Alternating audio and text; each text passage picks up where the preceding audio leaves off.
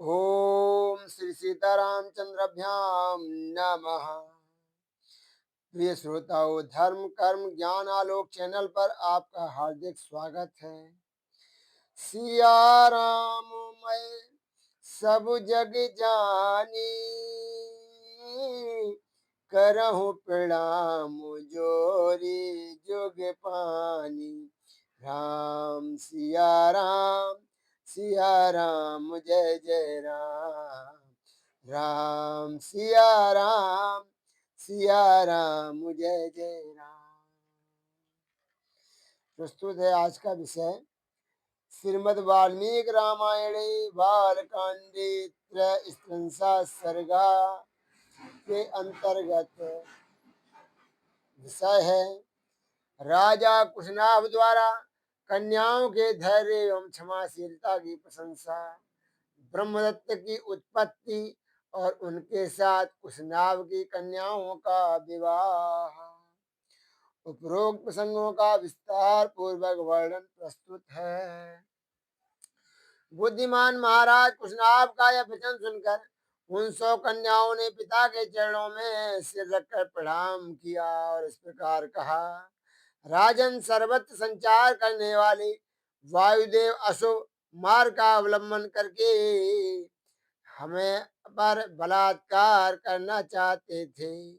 धर्म पर उनकी दृष्टि नहीं थी। हमने उनसे कहा, देव आपका कल्याण हो, हमारे पिता विद्यमान हैं, हम स्वच्छंद नहीं हैं। आप पिताजी के पास जाकर हमारा वरण कीजिए। यदि वे हमें आपको सौंप देंगे तो हम आपकी हो जाएंगे। परंतु उनका मन तो पाप से बंधा हुआ था। उन्होंने हमारी बात नहीं मानी। हम सब बहनें ये ही धर्म संगत बातें कह रही थी, तो भी उन्होंने हमें गहरी चोट पहुंचाई। बिना अपराध के ही हमें पीड़ा दी। उनकी बात सुनकर परम धर्मात्मा महातेजस्वी राजा ने उन अपनी परम उत्तम 100 कन्याओं को इस प्रकार उत्तर दिया, पुत्रियों, क्षमाशील महापुरुष ही जिसे कर सकते हैं, वही क्षमा तुमने भी की है। यह तुम लोगों के द्वारा महान कार्य संपन्न हुआ है। तुम सबने एक मत होकर जो मेरे कुल की मर्यादा पर ही दृष्टि रखी है, काम भाव को अपने मन में स्थान नहीं दिया है, यह भी तुमने बहुत बड़ा काम किया है। स्त्री हो या पुरुष, उसके लिए क्षमा ही आभूषण है। पुत्रियों, तुम सब लोगों में समान रूप से जैसी क्षमा या सहनता है, वह विशेषता देवताओं के लिए भी दुष्कर ही है। पुत्रियों, क्षमादान है, क्षमा सत्य है, क्षमा यज्ञ है, क्षमा यश है और क्षमा धर्म है। क्षमा पर भी यह संपूर्ण जगत टिका हुआ है। ककुत्स कुल नंदन से राम देवतुल्य पराक्रमी राजा कुशनाभ ने कन्याओं से ऐसा कहकर उन्हें अंतःपुर में जाने की आज्ञा दे दी और मंत्रणा के तत्व को जानने वाले उन नरेश ने स्वयं मंत्रियों के साथ बैठकर कन्याओं के विवाह के विषय में विचार आरंभ किया। विचारणीय विषय यह था कि किस देश में किस समय और किस सुयोग वर के साथ उनका विवाह किया जाए। उन्हीं दिनों चूली नाम से प्रसिद्ध एक महातेजस्वी सदाचारी एवं ऊर्ध्वरेता नष्ट ब्रह्मचारी मुनि वेदोक्त तप का अनुष्ठान कर रहे थे अथवा ब्रह्म चिंतन रूप तपस्या में संलग्न थे। श्री राम तुम्हारा भला हो। उस समय एक गंधर्व कुमारी वहां रहकर उन तपस्वी मुनि की उपासना अनुग्रह की इच्छा से सेवा करती थी। उसका नाम था सोमदा। वह उर्मिला की पुत्री थी। वह प्रतिदिन मुनि को प्रणाम करके उनकी सेवा में लगी रहती थी तथा धर्म में स्थित रहकर समय समय पर सेवा के लिए उपस्थित होती थी। इससे उसके ऊपर वे गौरवशाली मुनि बहुत संतुष्ट हुए।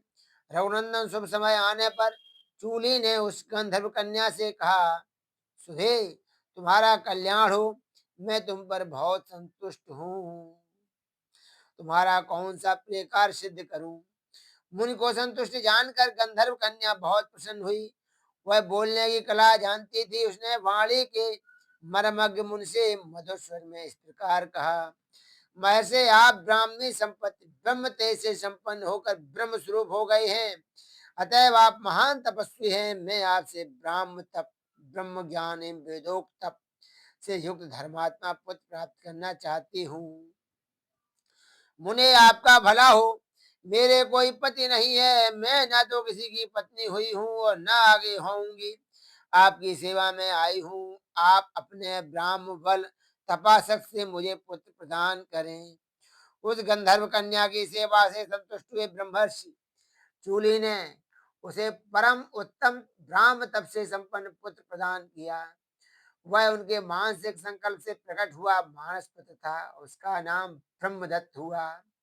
कुशनाभ के यहाँ जब कन्याओं के विवाह का विचार चल रहा था, उस समय राजा ब्रह्मदत्त उत्तम लक्ष्मी से संपन्न हो कामपिल्या नामक नगरी में उसी तरह निवास करते थे जैसे स्वर्ग की अमरावती पुरी में देवराज इंद्र।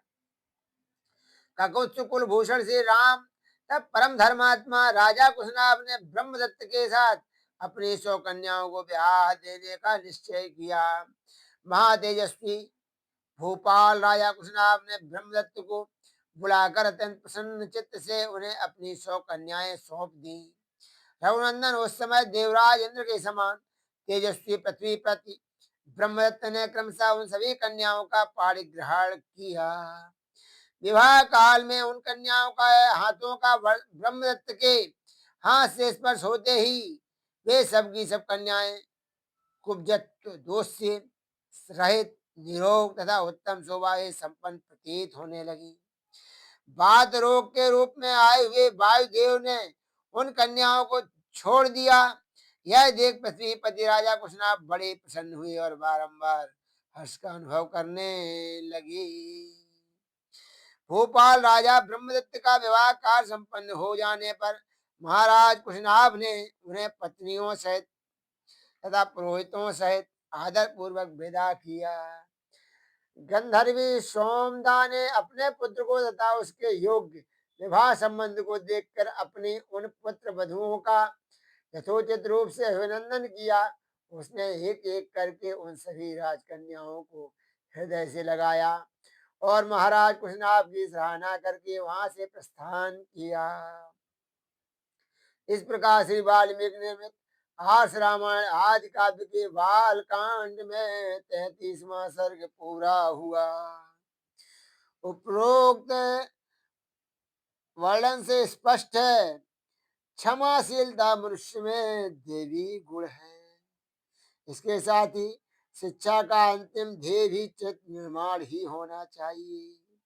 कहा भी गया है, धन गया गया नहीं कुछ भी, स्वास्थ्य गए कुछ जाता है, सदाचार यदि गया मनुज का, सब कुछ ही लुट जाता है।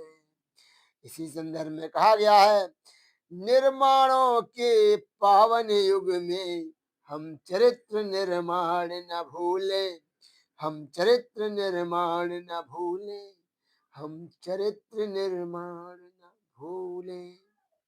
यदि प्रस्तुति अच्छी लगी हो तो चैनल को सब्सक्राइब अवश्य करें, इसके साथ ही बेल आइकॉन भी दबाएं और वीडियो को लाइक करें, इसके साथ ही कमेंट करें एवं शेयर भी करें। धन्यवाद, बहुत बहुत धन्यवाद।